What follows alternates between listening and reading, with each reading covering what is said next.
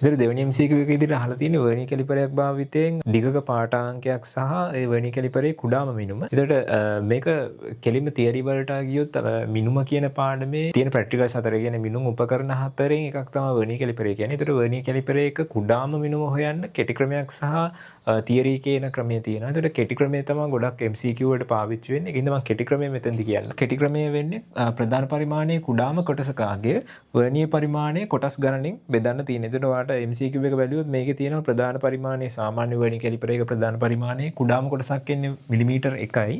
එතකොට වර්නියර් කොටස් ගන්න වාට බැලුවොත් ඉලක්කමෙන් නම් තියෙන්නේ 10 කියලා. හැබැයි ඒක තියෙන්නේ පොඩ්ඩක් ඇහැ රැවටෙන්න. හොඳට බැලුවොත් මේකේ පේනවා.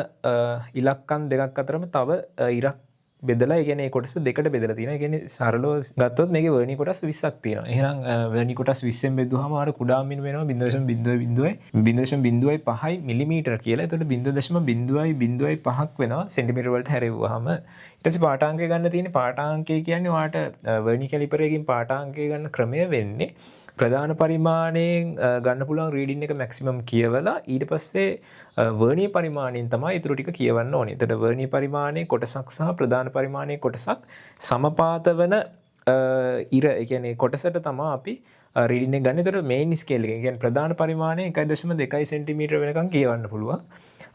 වර්නියර් පරිමාණය ගත්තොත් වර්නියර් පරිමාණය 6 කියන ඉලක්කම තමයි ප්‍රධාන පරිමාණයේ කොටසක් එක්ක මේ සමපාත වෙලා තියෙන්නේ. එතකොට 6 කියන්නේ මෙතන ඇත්තටම කොටස් දෙක ගන්න තියෙන හින්දා ඒක 12 වෙනි කොටස. ඒක කුඩාම මිනුමෙන් ගුණ කරලා එන සෙන්ටිමීටර වැලියුස් දෙක එකතු වුනහම තමයි අපිට උත්තරේ එන්නේ. කුඩාම මිනුම 0.05 සෙන්ටිමීටර.